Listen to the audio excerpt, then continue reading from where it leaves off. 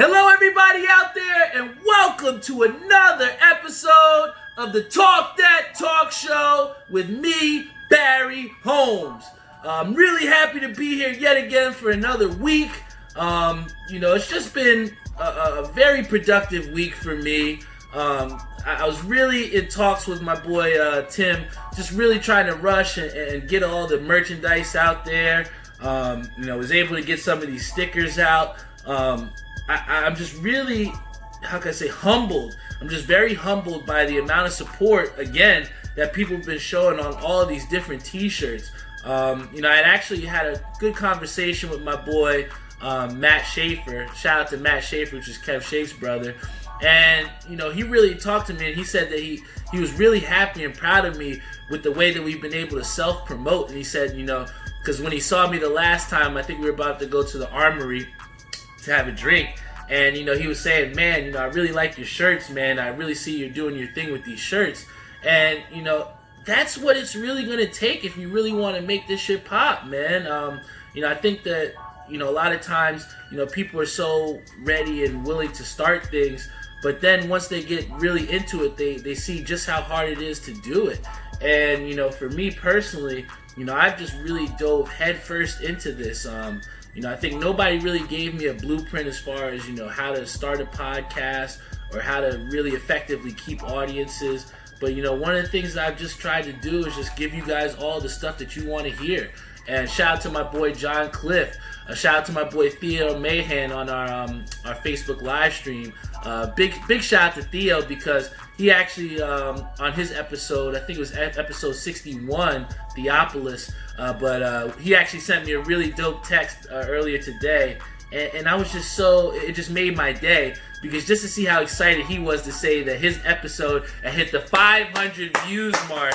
So for the first time in Talk That Talk Show history, Theo is in a class in his own, in being his episode hitting the 500 view mark on Facebook. And, I was looking back at some of my old episodes, from, when I was just first starting out. And it's just crazy to see how, we were struggling just to get, 100 people to view an episode. Or we were struggling just to get, 150 people to listen to an episode. But, the big fact is that, with consistency, that's the main thing, is with consistency, it's really amazing to see where you can go and what you're able to accomplish when you're consistent in doing the things that you want to do.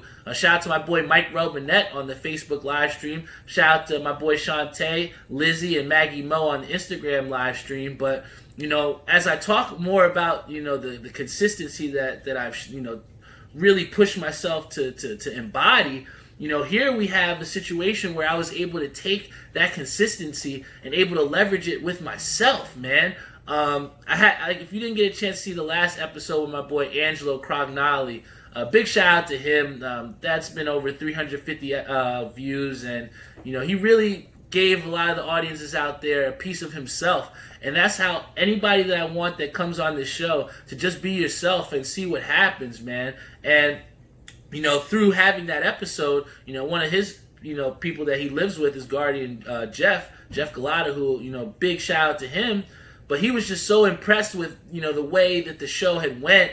And he was so impressed with the amount of support that people were commenting in and seeing, just how much support we have from this show, that he actually signed on board to be one of our newest sponsors for the show.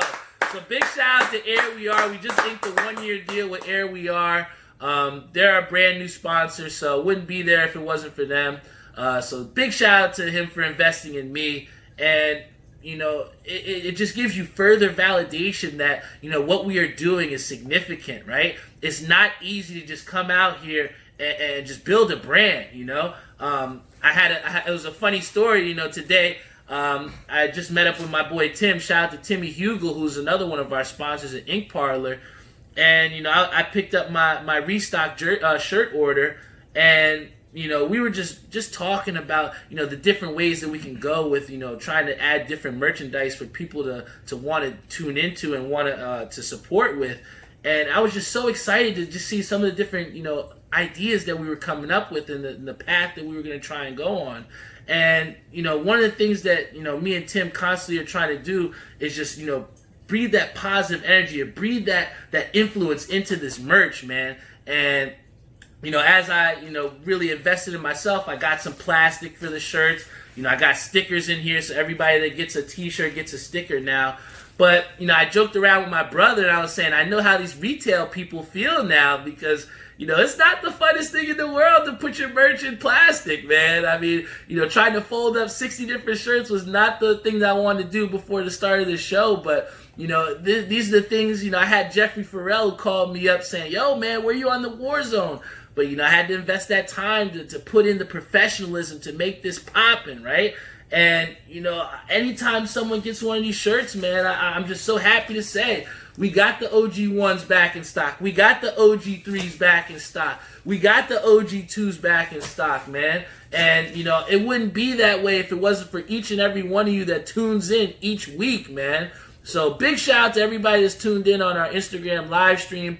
Big shout out to everybody that's tuned in on our Facebook live stream. I see Bobby Merlot, Angelo's brothers on. My boy Dan Comdat, Ashley on our Instagram live stream. But, I'm going to do my best to continue to push this merchandise out to you all so you guys can have a reason to support this show. And, I'm going to keep listening into what you want to hear about on this show, man. One of the people that I talked to earlier today, Dave, he was talking about how he wants some sports. So, I hope you're really excited and ready for this episode because, we didn't have as much sports last week, but we're going to talk about a little bit more this week, right? So, if you have a beer out there, get your beer ready and we're going to jump right into this show. So, first things up on the list here, we see that MLB is back. I can't tell you how excited I've been to watch my Mets games. I know last week I talked and really progressively about the Mets and saying that, I really liked what I saw from them, right? And it's very hard to judge just how well a season is going to be just based off of one game, right? And I think the Mets are kings of that, just getting our hopes up and then dashing them, right? I mean, when you saw what the Mets were able to do and, putting the hit parade on and just pouring it on the Boston Red Sox, I think that a lot of us thought that this was going to be a sweep. I thought the Mets were going to sweep the Red Sox. But, I think the big issue here with the Mets is the same thing that's been holding us back since, the World Series against the Royals. When you have a team and you have them in the dirt, right? When you got them pretty much ready to bury themselves, you gotta put the casket in the ground, Keep and I them think in the dirt. Yeah, you gotta kick the dirt on them. And I think one thing the Mets are lacking is that killer confidence. Or you have Edwin Diaz who goes all the way to the last strike in the game and serves up a meatball to Christian Vasquez to tie the game. And you saw what happened after that, with the new runner on second base rule. They just poured the runs on the Mets.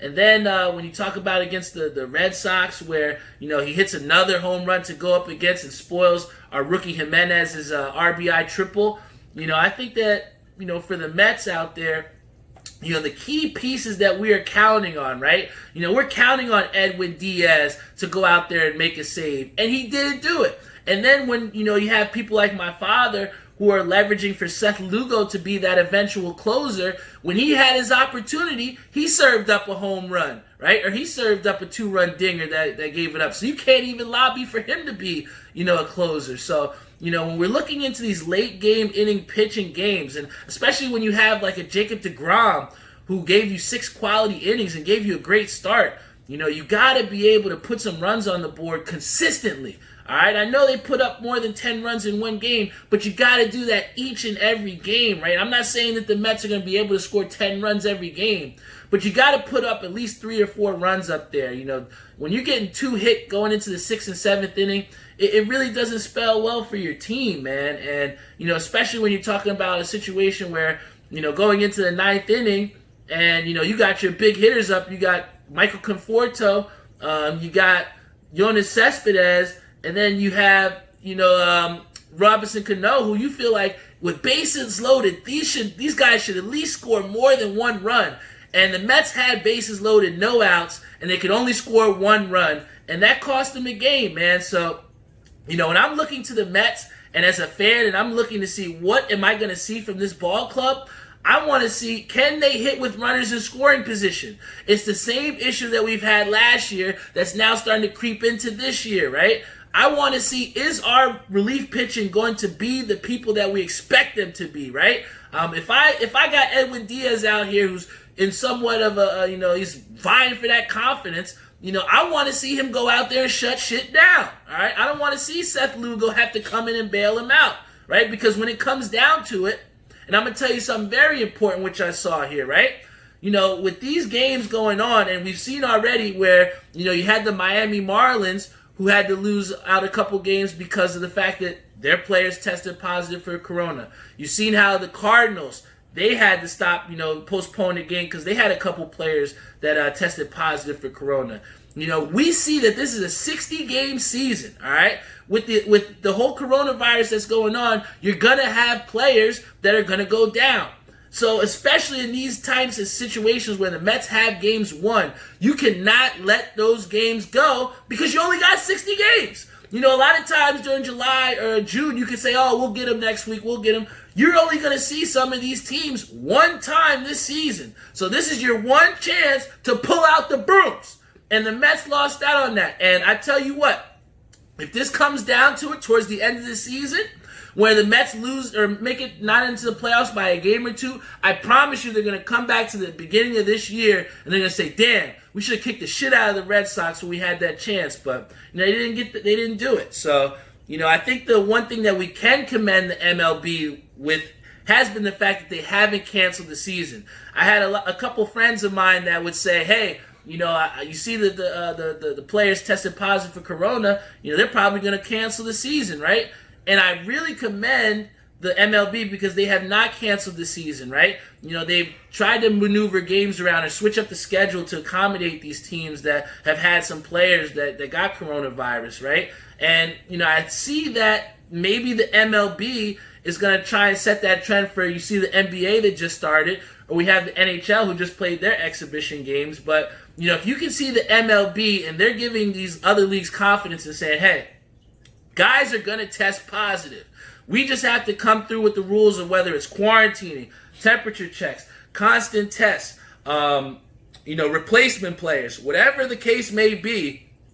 We have to hold these other organizations accountable to make sure that they can put out a product that we're going to watch each and every day leading up until these next seasons, right? So I think that, with the MLB saying, hey, we are not going to quit things. We're just going to put it on hold for a game or two. I think that gives everyone out there confidence that the sports that we love and the sports that we are very excited to watch are going to get back to normal sometime soon. And it might not be the normal that we know, but, it's good to see that just because one person or two people test positive for corona, that we don't just go up in arms and say, forget it, this doesn't work, we're not going to do this anymore. So, as someone that really loves sports, I appreciate the MLB for continuing to give us a product throughout people, testing positive. So big shout out to the MLB for that. Because I was really blasting them before because they took a long time to try and get the league back to us to watch. But, we've seen that even whatever 60 games that we're going to get, it's been exciting. And I personally, myself, I love the new runner on second base rule and extra innings. I think it really adds to different parts of the game. And I'm just happy to have the MLB back. But we did talk about the NBA coming back as well, too. And the one team that did not get an invite to Orlando is sadly my New York Knicks, man. And, come on, you don't want to see Mitchell Robinson block shots? Come on, you don't want to see Frank Ntilikina, undecisive on whether he wants to shoot or not? Come on, that's not entertaining, guys. But, my Knicks did not get an invite to Orlando. But one of the good things that we can look forward to is the fact that Tom Thibodeau has been named, or should be named very shortly, the coach of the New York Knicks, right? And, I got a chance to meet Tom Thibodeau. It was actually one of the last times that Kobe Bryant was out on the East Coast, because he was doing a book signing for his, his Wizardry children's book that he had. And I brought some of the kids from my school to the book signing. And, I got a chance to personally meet Tom Thibodeau. And I was with my boy Louis Garrett. Shout out to him. We'll mention him at the end of the show. But, I actually talked to Tom Thibodeau. And you might not believe me or not, but I remember even when the whole turmoil happened with the coaching carousel, I remember telling Tom Thibodeau, I think you'd be a great Knicks coach. And you can quote Lou on that. But I think that my stance still stays the same. I think that Tom Thibodeau is going to be a great hire for the New York Knicks because, at the end of the day, when you look at what the Knicks did, we have really depended, and especially with our coaching, people's selections, we've really invested so much time and energy and money in people that don't really have that experience, right? You had David Fizdale, who did well with the Grizzlies, but did not have the playoff winning experiences that maybe could have translated to the Knicks. You had a Jeff Hornacek, who didn't even have really coaching experience leading up to that. You had Derek Fisher, who had just came off being a player for the Lakers, right? Or the Thunder, whoever he was at the time. So I feel like, the Knicks really did not take their head coaching, search very seriously, right? They didn't really think, what is going to be the best fit for our team? I feel like they just tried to put on, cool-looking Band-Aids. You know how you can get the team-colored Band-Aids on and not the standard brown ones? I feel like that's what the Knicks were doing with these coaching picks. But now, finally, with Coach Thibodeau, I feel like we're going to get a guy who has some experience. He doesn't take any shit, all right? I mean, he was able to stand up Jimmy Butler in, over in Minnesota, and we see how Jimmy Butler's a tough guy to deal with at times. And he got that Minnesota team to the playoffs, right? And then you talk about what he did for the Bulls before Derrick Rose. I know my boy Reese, I'm sorry, man, but the Bulls before Derrick Rose got hurt was a machine, bro. I think they could have really taken out the Celtics one of those years, man. But, we'll never know, But the thing is, Tom Thibodeau built that system, right? He built that system. But the thing is, like my boy Jeff said and like my boy Ish said, there's not going to be much promise or people aren't going to put much investment into Tom Thibodeau because at the end of the day, the product of what the Knicks are putting out is horrible, right? We looked at the Nets today. We saw them get a glimpse of what they looked like, and without a Kyrie Irving or a Kevin Durant, they looked terrible. They got washed. Jeff didn't even really want to watch the game because they got washed so bad. But this is, I only bring the Nets in to make a point. And the point I'm making is this. When you don't have star caliber players and you don't have quality role players around you, it's going to be tough to win in the NBA, man. And when you look at the Nets, who is a borderline playoff team or whatever you want to call it in the East without Kevin Durant or Kyrie, I got to be seriously worried about what the role players look like for the Nets. Because if you're going to go out against the Orlando Magic and get washed by 30, I don't know. You got people like Dinwiddie. You got people like, what's the guy's name? Karis LeVert. These are the guys that you're going to have to depend on to go out there and get buckets for you. But I bring this all to bring it back. The Knicks just don't have enough quality players, regardless of role player, regardless of, star caliber. When you're depending on Julius Randle as your number one scoring option, when you're depending on Frank Ntilikina to play outside of what he's comfortable being, you're not going to have success. I don't care if you're in the East. I don't care where you are. You got to have players that not only know their role, but can excel in their role. And I feel like, the Knicks are constantly trying to push and put pieces together and place roles on guys that aren't comfortable with those roles, man. And hopefully with the signing of Tom Thibodeau, we can kind of get a little bit more of an understanding or get a glimpse of what do we have here with the Knicks. We don't have much. The Knicks don't have much. But hopefully Tom Thibodeau can really assess this talent and say, hey, I got peanuts. How the fuck do I make something good out of this, right? So, I really, truly think that Tom Thibodeau is going to do well for the Knicks. And, we're just going to have to look and see what's up. I know Jeffrey's not going to believe me, but, we got to see. Only time will tell. Shout out to my boy Elijah on our Facebook live stream. Patrick Callahan, Ethan Bayer, Jeff Toro, Attaboy, Dave Stolness, Alvin Baptiste. And then we got Ishabad Crane on our Instagram live feed. I thank you all for tuning in. And, one of the things that I know that a lot of people have seen that I've been a big fan of, right? And some people might not know this, but I'm a huge video game fan, right? Me and Ishabai Crane will be streaming the Warzone. You can catch Jeffrey on with me a lot of times. And like I said, we're like the Beatles when it comes to Warzone because everybody wants to play with us. Dad will be laughing downstairs because I'll be screaming at the top of my lungs because somebody, didn't cover my back or sent us to the gulag. But, one of the things that makes it very difficult when you're so in love with a game like Call of Duty Warzone is trying to find other games to play, right? A lot of people would joke with me before about PUBG and say, oh, that's the only game that he wanted to play, or, you don't play any other game. But let me tell you this. There's a game that just came out for all my video game players out there. Whether you're on Xbox, PS4, I think it's going to be coming to Switch soon, and it's on PC. But this game, Skater XL, let me tell you, Skater XL is a dope game, man. I personally am somebody that loves skating games. I mean, I go all the way back to Tony Hawk Pro Skater 1, 2, 3, Tony Hawk's Pro Skater Underground. I mean, those are some of the basic games. And then, as we got older, you had Skate, which kind of like made it a little bit more realistic.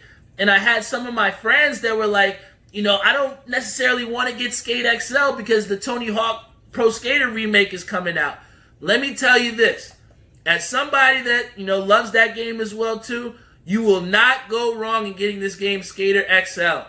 One of the main things that they've done is put each thumbstick, right? So this thumbstick is now controlling my right foot, and this thumbstick is now controlling my left foot. So what they've kind of done is opened up this game to where now you're really skating, it seems like. It almost feels like, remember those finger tech decks that we had as kids where you kind of tried to make it skate with your fingers? You get to have that with Skater XL. And, at first, it was a little difficult for me to learn how to steer with the triggers. But what I saw was real fluid game, man. A real fluid game that I really had fun playing for about an hour and a half. And especially, and I think the one thing that separates this game from, the old skates of before or the Tony Hawk Pro Skater 1 remake that's about to come out. But I really like Skater XL because they don't really give you any objectives. Some people have this where there's no story mode or there's nothing like that. I just like where they just drop you in, go skate. You know what I'm saying? Like you're going out there, you're ripping lines, and it's fun for me because I'm somebody that really, like I said, loves Warzone. So to have a game that I can, pull me away and give me something a little bit different to play. And I mean, Ishabai Crane was on my Twitch stream and he saw I was going nuts when I landed like a 1440. So, just seeing the different tricks that you can do, the fluidity in trying to make those tricks, and then also just how difficult it is. I think it's something that, everybody else out there that really is enjoying of skating games, you should definitely take a look at Skater XL. K-Sam said they're remastering Tony Hawk 2. Yeah, the Tony Hawk 1 and 2 is going to come as a bundle together. But, honestly, you wouldn't even go wrong buying both games because there's such a disparity between, the arcadey style of Tony Hawk, then also that simulation skating style with Skater XL. I think it's going to suit both fans of, that skating genre. And, why not get it if you get the chance to? So, it doesn't have that $60 price tag. It has about a $40 price tag. So, if you're looking for a game that's a little bit different from what you're normally playing, please go check out that game, Skater XL. All right. I'm probably going to be playing it when I get off air myself, unless Jeffrey persuades me to play a little Call of Duty Warzone. Shout out to my boy Yanni Cordis on Facebook Live, my boy Matt Kiyumjin, and then also to my boy Chris Shank Jr. also on our Instagram live stream. But, we had a great episode here today. It wouldn't be the Talk That Talk show if I did not do our ceremonial beer review. So, I got something very special for you guys here. Also, thank you, Jeffrey, for putting that in here. Shout out to my boy Theo Mahan. He was on 2 episodes ago, episode 61. But Theo actually streamed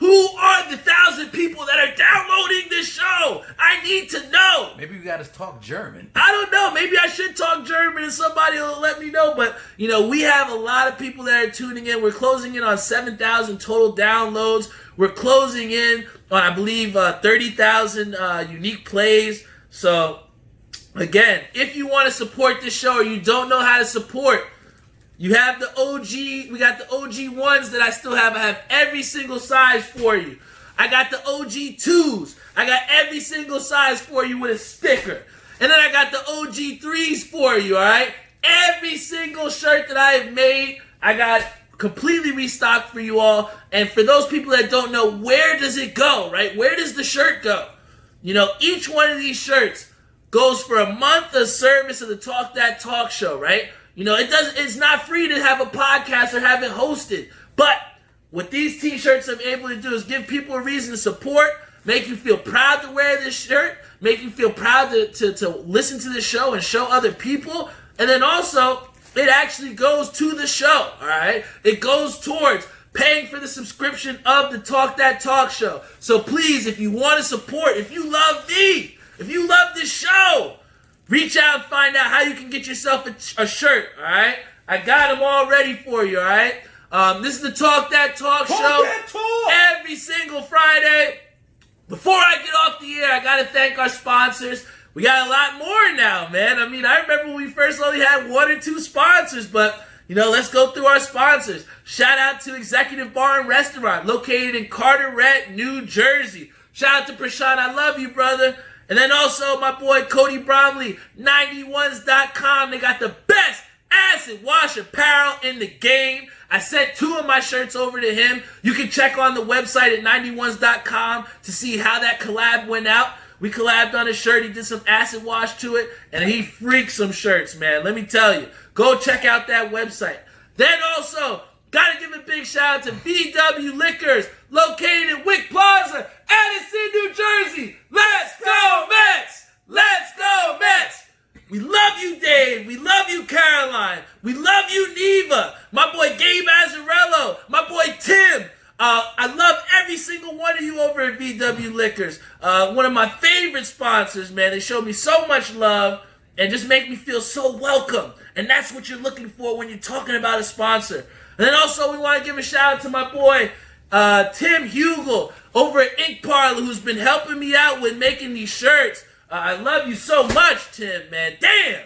I got so much love for this dude because, I never thought that I'd have my own shirt, I never thought that I'd be able to tell people, I have a brand, I'm selling shirts out of my car. And then to see the people that are so excited and that want to support me, man, it just continues to make me and push me forward, man. So thank you, Tim, for investing in my dreams, man, and helping me make them a reality, bro. And then also, we want to give a shout out to our newest sponsor. We just inked a deal with them. Big shout out to Air We Are, our brand new sponsor, man. Here we are. Air We Are. If you need any type of air conditioning needs, please check them out. We just inked our brand new deal with them for advertising. Please check them out. And if you're worried about the quality of their service, our other sponsor, VW Liquors, actually uses Air We Are. That's where they use their air conditioning. So please check out every single one of my sponsors. I wouldn't have them on this show if they weren't, real quality people, real quality businesses helping people out here, right? So, support black businesses, support local businesses, and just in case you forgot, Black lives still matter, all right? Really, das really. Seriously, talk man. That talk in German. I think that a lot of times, people, because that we've had, not as many riots or you haven't had as many protests still, that people think that this is just going to blow over, right? I've seen the NBA and they had their shirts for Black Lives Matter. We've seen the MLB. They've had the tags on their jersey. So please, let's not forget, all right? Black Lives Matter. This hasn't gone anywhere. All right, we're still here. We're still fighting for our freedoms. We're still fighting for the basic necessities of life that main humans really get. Talk that talk. So, as much as you love this show, as much as you appreciate me and the mind, body, and soul that I put into the show, please remember, I'm black and Black Lives Matter, and everybody out here that listens to the show may not be black, but, we cater to every single person, all ends of the spectrum, so I don't discriminate anybody, but if you love me and if you love this show, please understand that Black lives still matter. And on that note, I'm out of here. I love you all very much. This is the Talk That Talk Show every Friday, 8:30. I love you all, and I'll see you all next week. Ready, Dust! Ready!